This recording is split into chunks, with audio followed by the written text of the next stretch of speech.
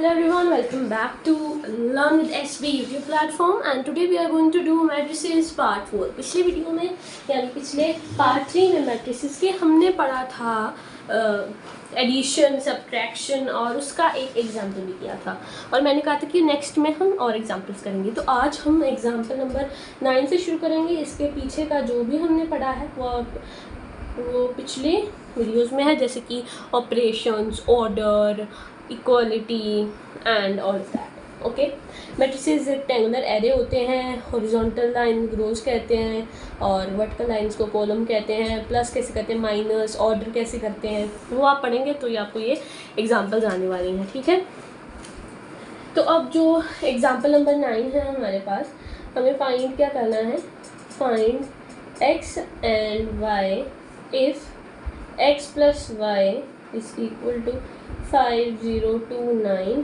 and x minus y is equal to 3, 0, 6, minus 1।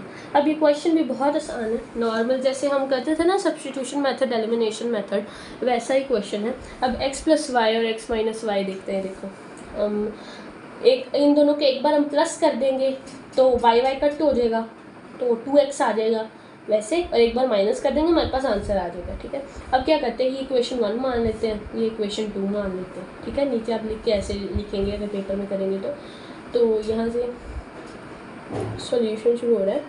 तो हम कह रहे हैं कि x plus y is equal to 5 to 0, 9, ये एक फर्स्ट इक्वेशन और ये सेकेंड इक्वेशन है। तो हम कर रहे हैं एडिंग 1 and 2, दोनों को ऐड कर देंगे, क्या आ जाएगा, x plus y plus x minus y is equal to 5, 0, 2, 9 प्लस 3, 0, 6, minus 1। ओके, ठीक है, ये अब हमारे पास आ चुका है। अब ये x प्लस एक्स का आ जाएगा 2x हो जाएगा, 2x। अब ये कट हो जाएगा, यहाँ पे प्लस का साइन है, यहाँ पे माइनस का, यहाँ पे वैसे मैंने बताया था कि ऐड कैसे करते हैं, वैसे ही ऐड करेंगे। 5 plus 3 8, 2 plus 6 8, 0 plus 0 0 and 9 minus 1 8, ऐसे आ गया। अब x इधर मल्टीप्लिकेशन इधर आके डिवीजन हो जाएगा, 1/2 बन जाएगा। तो 8 0 8 8 क्या आ जाएगा, x इज इक्वल टू 4 0 4 4। ठीक है, x हमारे पास आ गया। अब आपको ज़रूरत ये है कि आप x माइनस वाई करें, इसको सब्ट्रैक्ट करें, ज़रूरी नहीं है, वो आपकी मर्ज़ी है। अगर आप सब्ट्रैक्ट करके करना चाहते हैं तो भी आंसर आ जाएगा। मैं इसे सीधा फर्स्ट इक्वेशन में पुट कर दूँगी, पुट x in 1। दोनों मेथड ठीक है, क्या बहुत आसान है, जैसे मर्जी कर सकते हैं। x अब यहाँ पर x plus y is equal to 5 2 0 9 है, y इधर प्लस में इधर आके माइनस 5, सॉरी रेक्टेंगुलर एरे ज़रूर बनाना है आपने, 5 2 0 9 minus x, y is equal to 5 2 0 9 और माइनस 4 4 0 4। आंसर क्या आ जाएगा हमारे पास y का, 1 माइनस 2 0 5। ये हमारे पास क्या आ गया, y आ गया और ये x आ गया। हमारा क्वेश्चन सॉल्व हो गया। अब हम अगले एग्जाम्पल करते हैं। इस लेक्चर में हम एग्जाम्पल्स करने वाले बहुत सारी, क्योंकि प्रॉपर्टीज़ में और एडिशन, सब्ट्रैक्शन की काफ़ी सारे एग्जाम्पल्स गिवन है, 6-7 एग्जाम्पल्स गिवन है, तो हम आज वही करने वाले हैं। ठीक है, अब ये रहा हमारा एग्जाम्पल नंबर 10। एनसीईआरटी का क्वेश्चन है, फाइंड एक्स एंड वाई। यहाँ पे मल्टीप्लाई करेंगे, एडिशन, सब्ट्रैक्शन, ये सब चलना है क्योंकि अभी हमने ऑपरेशंस का पढ़ा है, तो ये उसकी एग्जाम्पल्स है। ठीक है, अभी हम वो पढ़ने लगे। ठीक है, तो यहाँ पे ये मल्टीप्लिकेशन है, तो इसको मल्टीप्लाई कर देते हैं। 2x 10 14 2y माइनस 6, 2 है ना, स्केलर है, सबके साथ मल्टीप्लाई होगा, प्लस 3 माइनस 4 1 2। यहाँ पे इक्वालिटी आ जाती है। देखो दो चीज़ें हैं इसमें, इक्वालिटी भी आ रही है, मल्टीप्लिकेशन भी आ रहा है, सब एडिशन भी आ रहा है, तो 2-4 चीज़ें मिक्स होकर आ रही है। ठीक है, तो यहाँ पे इसको ऐड कर देंगे, क्या आ जाएगा, 2x प्लस 3 10 माइनस 4 क्या होता है 6, 14 प्लस 1 15, 2y माइनस 6 माइनस 2 आ जाएगा यहाँ पे। ठीक है, is equal to 7 15 6 and 14, sorry. ठीक है, और यहाँ से हमारा सॉल्यूशन शुरू हो रहा है, इनकेस आपको कोई गलत फहम लगे तो। ठीक है, तो ये आ रहा है हमारे पास, ऐसे इसके इक्वल आ जाएगी। पहले हम इसे सॉल्व करके लिख लेते हैं अच्छे से। 2x प्लस 3 15 6 2y माइनस 8, 15 और 14, ठीक है।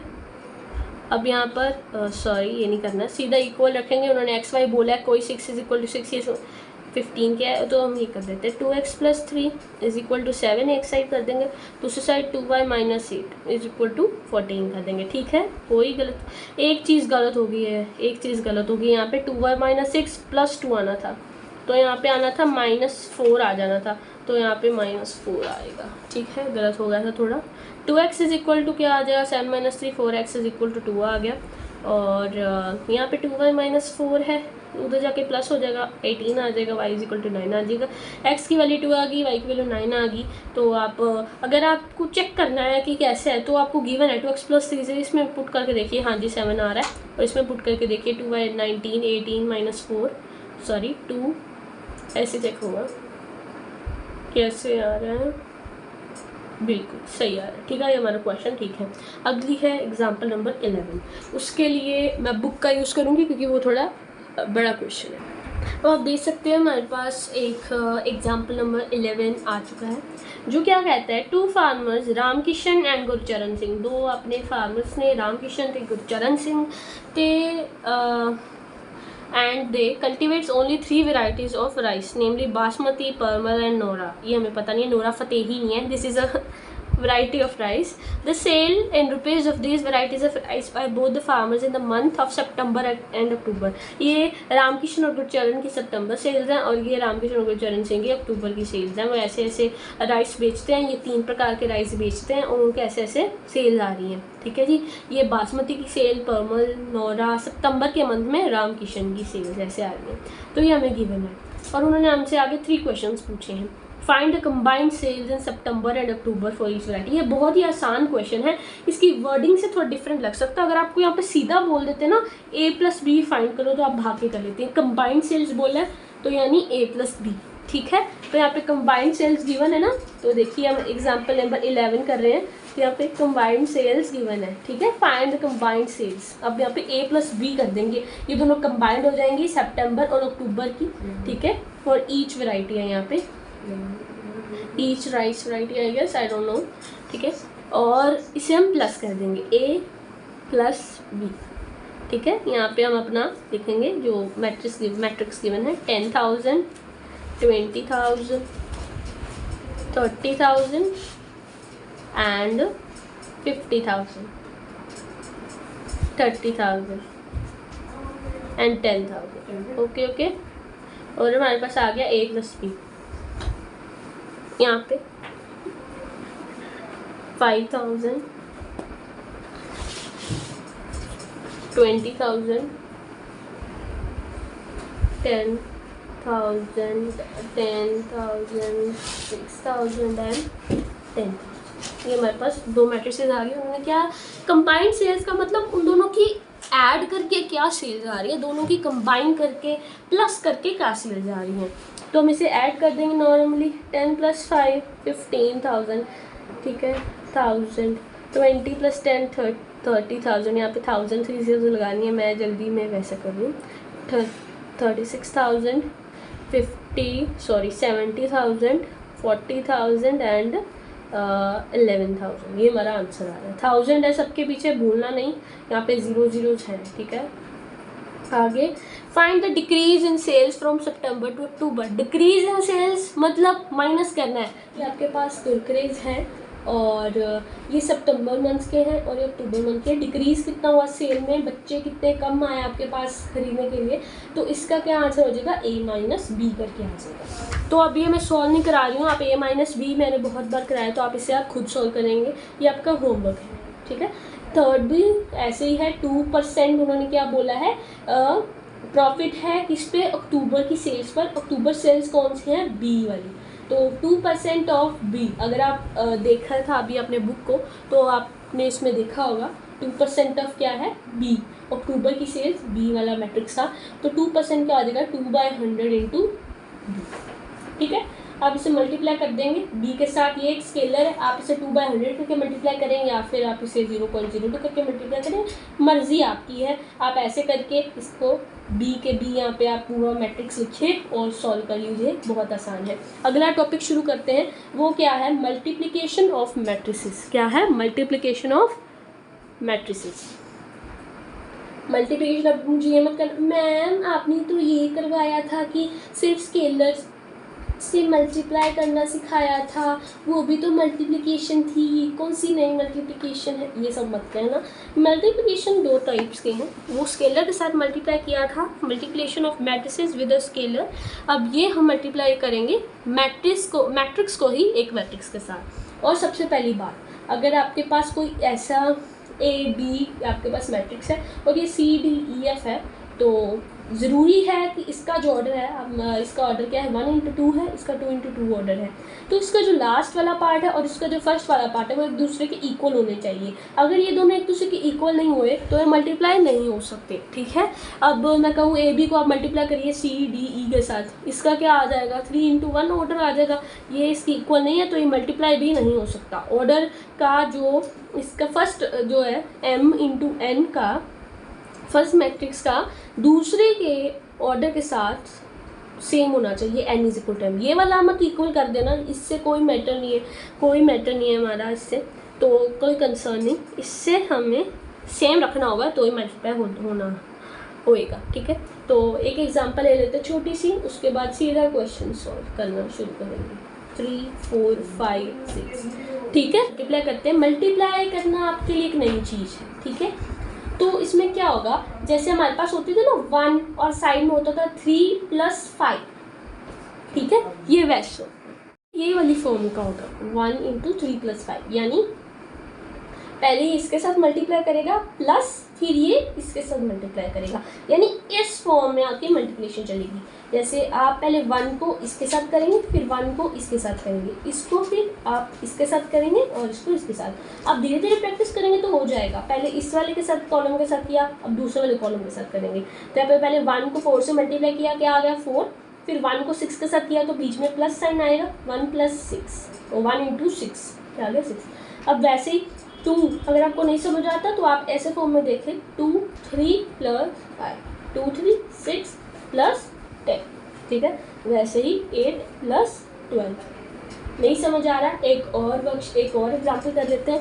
इसमें क्या बड़ी बात है, अब थोड़ी आसान सी एग्जाम्पल लेते हैं। 1, 2, 3 छोटे छोटे नंबर्स की, -1, 0, 1, 2, 3, 4, बड़े नंबर्स ले लिए, थोड़े माइनस तो कर देते हैं, 1, 3 एंड -1, ठीक है। इसको मल्टीप्लाई करना हमने 1, 0, 6 थोड़ा बड़ा नंबर है, 1 से ही कर लेते हैं, ठीक है। अब देखिए, इसको इस वाले रो को इसके कॉलम के साथ ऐसे करके मल्टीप्लाई करना है ना, मैंने बताया कौन सी फॉर्म में, ऐसे ये पहले का मैट्रिक्स होगा और ये दूसरे का पहले का रो होगा और दूसरे का कॉलम के साथ मल्टीप्लाई करेंगे, इसको इसके साथ मल्टीप्लाई कर देंगे। ये कौन सी फॉर्म में है, प्लस की फॉर्म में है सारे, ठीक है। अब एक और नई बात आई है, वहाँ पे तो सिर्फ एक ही था कॉलम, यहाँ पे 3 कॉलम हो गए हैं, तो सब अपनी अपनी के साथ, मतलब जैसे ये यहाँ पे आप रख लीजिए, तो ये कैसे हो जाएगा, -1 1 के साथ मल्टीप्लाई होगा, 0 0 के साथ और 1 1 के साथ मल्टीप्लाई होगा। देखो अब यहाँ पे कैसे होगा, -1 अपने ही इसके साथ मल्टीप्लाई होगा, लाइक आप इसके ऐसे सामने रखिए ना, ये ऐसे -1 0 1 1 0 1, ठीक है। ये इसके साथ और ये इसके साथ, मतलब ये फर्स्ट जो है कि फर्स्ट डिजिट के साथ, सेकंड डिजिट है वो सेकंड डिजिट के साथ, और जो थर्ड डिजिट है वो थर्ड डिजिट के साथ, और ये सब क्या होंगे, प्लस में होंगे। तो -1 × 1 प्लस 0 × 0 प्लस 1 × 1, ठीक है। वैसे ही इसको इसके साथ मल्टीप्लाई, पहले फर्स्ट डिजिट को फर्स्ट डिजिट के साथ, 2 × 1 2 प्लस 3 × 0 0 -2 × 1 -2, माइनस कैसे आया क्योंकि यहाँ पे माइनस लगा था, 1 1 × 1 1 3 × 0 0 -1 × 1 -1, सॉल्व कर लीजिए, आंसर आ जाएगा -1 + 0 + 1। ऐसे ही मल्टीप्लाई करेंगे, 2 + 0 - 2, 1 + 0 - 1, ये सारा कट हो जाएगा एक दूसरे से, आंसर एक जीरो मैट्रिक्स आ गया। ठीक है, ये हमारा आंसर आ गया। अब हम करते हैं इसके कुछ आगे एग्जाम्पल्स। ठीक है, अब ये मैंने एग्जाम्पल 12 नोट कर ली है। देखो, आप कहोगे कि आपने इतना सा बताया मल्टीप्लिकेशन का, क्या पता आपको अभी तक समझ आया नहीं आया। देखिए, मैथ्स है, आप धीरे धीरे सॉल्व करेंगे तभी समझ आएगा, इसलिए मैंने ये एग्जाम्पल शुरू कर दी है। तो एग्जाम्पल नंबर 12 करते हैं, जो तुरंत ही बात है मल्टीप्लिकेशन ऑफ मैट्रिक्स एनसीईआरटी में, मैट्रिसेस। ठीक है, तो ये गिवन है, बी गिवन है, तो हम देखते हैं कि इसका 2 × 2 है और इसका 2 × 3 आ रहा है ऑर्डर। तो ये इसका ये 2 और इसका 2 सेम है, तो ये मल्टीप्लाई हो सकते हैं। ए भी कई बार आ भी सकते हैं क्वेश्चन, क्या ये दो मैट्रिसेस मल्टीप्लाई हो सकते हैं, एक बार मेरे आया था यूनिट टेस्ट में। ठीक है, तो इसे हम ऐसे नोट कर लेंगे, ए की जगह ए लिखेंगे और बी की जगह बी। 2 7 6 9 और 0 8। ठीक है, ये हमारा क्वेश्चन है। मल्टीप्लाई करेंगे, कैसे बताया था, इस फॉर्मेट में करना है। पहले इस रो के फर्स्ट कॉलम, जितनी कॉलम्स है एक रो को उसके साथ मल्टीप्लाई करना है। अब पहले इसके साथ मल्टीप्लाई किया, 6 × 2 + 9 × 7, ये आ गया। और देखिए, जितनी रोज आगे बढ़ेंगी ना, उतना अलग अलग एलिमेंट्स ऐसे जुड़ते जाएंगे, समझ रहे हैं। अब आप कहो, अब एक और चीज़ मैं आपको बताना भूल गई कि जो नया मैट्रिक्स बनता है मल्टीप्लाई करने से, वो कैसे बनता है। सेंटर वाले तो सेम होते हैं, ये तो मतलब चले ही गए, तो ये बाकी जो रह जाते हैं, ये इसका क्या बनता है, ऑर्डर बनता है। 2 × 3 का इसका ऑर्डर बनेगा। अभी हम इसे जस्टिफाई भी कर देते हैं कि कैसे बनने वाला है ये। अब 6 × 6 + 9 × 9 प्लस, यहाँ पे आगे देखेंगे 6 × 0 प्लस, इसको इसके साथ फर्स्ट डिजिट के साथ, ये सेकंड डिजिट है तो ये सेकंड डिजिट के साथ 9 × 8। कोई गलतफहमी तो नहीं। 2 × 2 प्लस सेकंड को सेकंड डिजिट के साथ 9 × 7, 2 × 6 प्लस 9 × 9। यहाँ पे वैसे दूसरा 2 × 0 प्लस 9 × 8।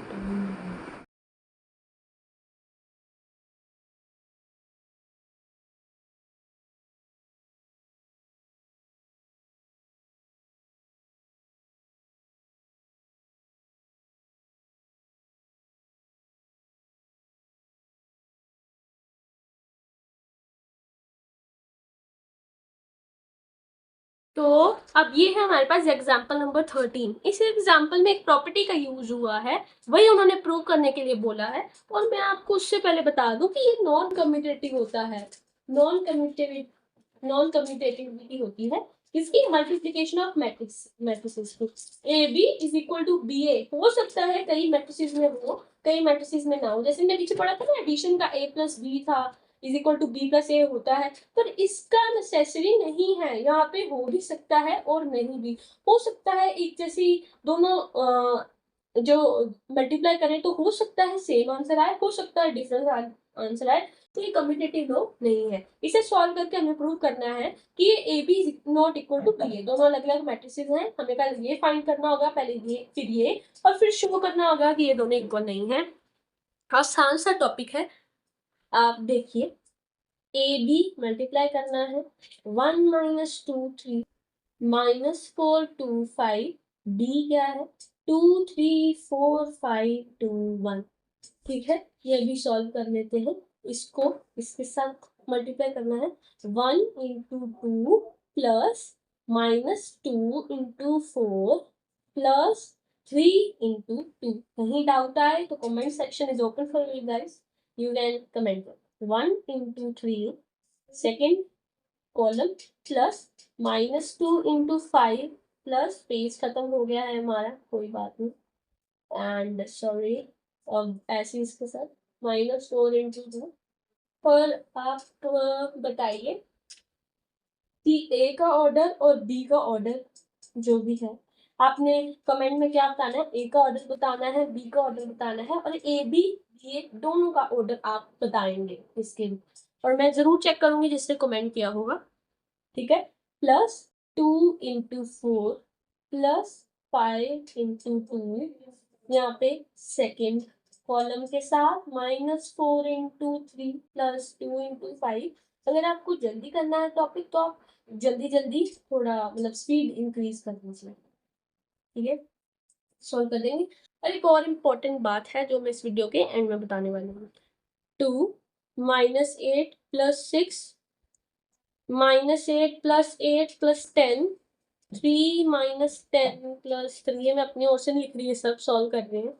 -4 इंटू 3 -12 प्लस 2 इंटू 5, यहाँ पे 10, wait minute, 15 into 5 into 1 plus 5, ठीक है जी। 2 -8 प्लस 6 क्या हो जाएगा, 0 हो जाएगा, ये -6 बन जाएगा ना। तो 3 -10 और सॉरी 3 -10 -7 प्लस 3 -4, ये कट, आंसर 10। -12 प्लस 10 -2 प्लस 5 क्या 3 आ जाएगा, ये हमारे क्या आ गया, ए बी आ गया, ठीक है। बी ए फाइंड करेंगे। सच कहूँ तो मुझे बहुत बोरिंग लगता होता है, अभी भी बोरिंग लगता है। मैंने 12th इस ईयर ही मैंने पास की है और अभी मेरा रिजल्ट आना बाकी है। मैंने पूरा साल पढ़ा भी है, फिर भी मुझे इसका मल्टीप्लाई करना बहुत ही बोरिंग लगता है, अब तक बोरिंग लगता है। आई डोंट नो व्हाई, इतना मुश्किल भी नहीं है पर बहुत बोरिंग है, ठीक है। 2 into 1 -3 into 4 -12, 2 into -2 -4 plus 3 into 2 6, 2 into 3 6 plus 3 into 5 15, 4 into 1 4 -5 into, minus क्यों लगाया, माइनस था यहाँ पे इसलिए मैंने माइनस लगा दिया मेरी गलती से, पर मैं इसे प्लस ही रखती हूँ ताकि समझ आ सके। 5 इंटू -4 -20 ऐसे करना, ठीक है।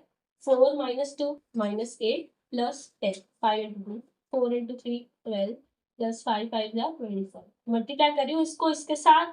अब मैं बताने वाली सीधा लिखने वाली हूँ, ठीक है। 2 -4 प्लस 2 6 प्लस 5 1 इंटू 5, ठीक है। सॉल्व कर दीजिए। 2 -12 10 -10 2 21 -20 प्लस 4 -16 2 7 37 और -2 11, हमारे पास आ गया है बी ए आ गया। अब हम सीधा लिख देंगे नीचे A B not equal to B, बस हमारा क्वेश्चन हो गया। हमने शो कर दिया कि ए बी और बी ए इक्वल नहीं है, ठीक है, बस यही शो करना था और हमने शो कर दिया। नेक्स्ट क्वेश्चन जो है वो भी बिल्कुल सेम है, एग्जाम्पल नंबर 14। अब हम करेंगे एग्जाम्पल नंबर 14, बिल्कुल 13 के जैसी सेम एग्जाम्पल है।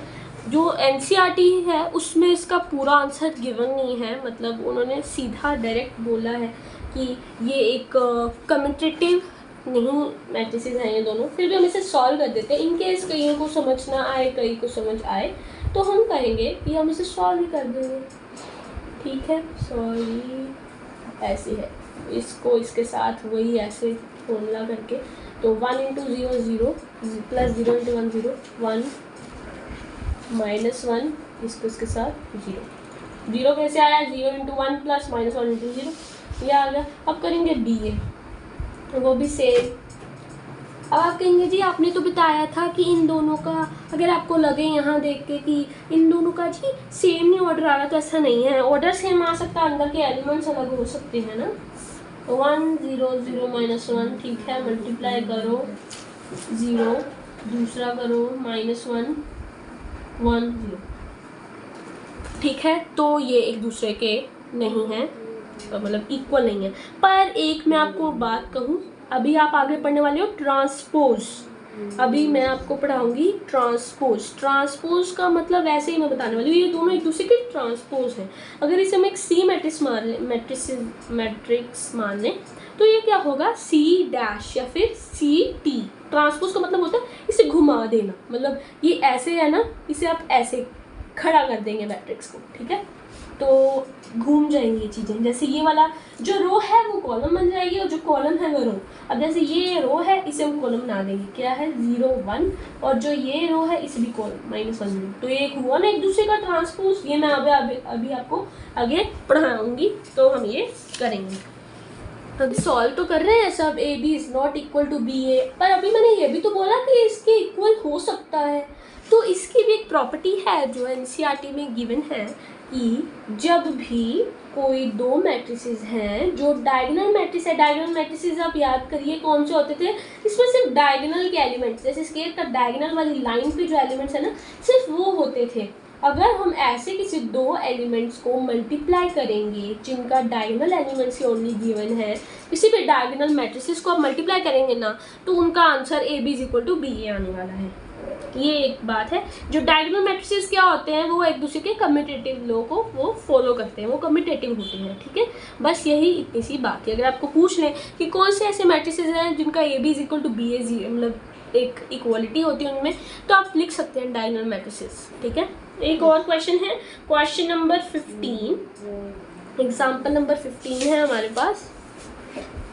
Example number 15, find A B if a is equal to 0 minus 1 0 2 and b is equal to 3 5 0 0, ठीक है। ये हमारे पास आया तो हम ऐसे ए बी फाइंड कर लेंगे। इसमें एक प्रॉपर्टी है, वो मैं सॉल्व करने के बाद बताऊंगी। 0 minus 1 0 2 3 0 5 0, तो ये मल्टीप्लाई करेंगे हम इसको, इसके साथ 0 आ जाएगा, यहाँ पर भी 0 0 और ये 0, तो क्या बन गया, 0 मैट्रिक्स बन गया, ठीक है। ये 0 मैट्रिक्स बन गया। और ठीक है, तो इससे क्या पता लगा कि ज़रूरी नहीं है कि अगर पहले हम नंबर्स को मल्टीप्लाई करते थे ना, तो 1 और a और b को मल्टीप्लाई करें तो इनका आंसर 0 आए। हो सकता है ये 0 हो या फिर ये 0 हो या फिर दोनों ही 0 हो, ठीक है। मतलब होना चाहिए कि इन दोनों में से एक मैट्रिक्स क्या हो, एक नंबर क्या हो, 0 हो। पर अगर हम मैट्रिसेस की बात करें तो वहाँ पे ज़रूरी नहीं है, नॉट ज़रूरी, आप लिख लो नॉट ज़रूरी, नॉट ज़रूरी कि नॉट ज़रूरी है, क्या नॉट ज़रूरी है कि जो मैट्रिसेस हैं, 0 मैट्रिक्स तभी नहीं आता जब ए बी भी 0 हो सकता है वो एक अपने मैट्रिक्स हो, नॉर्मल मैट्रिक्स हो, पर उनको सॉल्व करने से हमारे पास क्या आ जाए, 0 आ जाए। ये इसकी प्रॉपर्टी थी। और आज के लिए बस इतना ही। Thank you so much. अगली वीडियो में हम पढ़ेंगे आगे properties of multiplication of matrices, उसके कुछ न्यूमेरिक करेंगे हम क्वेश्चंस, और उसके साथ 3.2 भी आप 3.2 के क्वेश्चंस काफ़ी सॉल्व कर पाएंगे, ऑलमोस्ट सभी सॉल्व हो जाएंगे, almost yes, more than 15 questions आप सॉल्व कर पाएंगे, उससे भी ज़्यादा कर सकते हैं अगर आपको एनसीईआरटी में देख ही समझ आ रही है तो, ठीक है। और एक और बात, लास्ट पे जब ये चैप्टर ख़त्म हो जाएगा तब लास्ट पे आएगा, कोई भी चैप्टर मैं शुरू करूँगी लास्ट पे आएगा पॉइंट पे बात,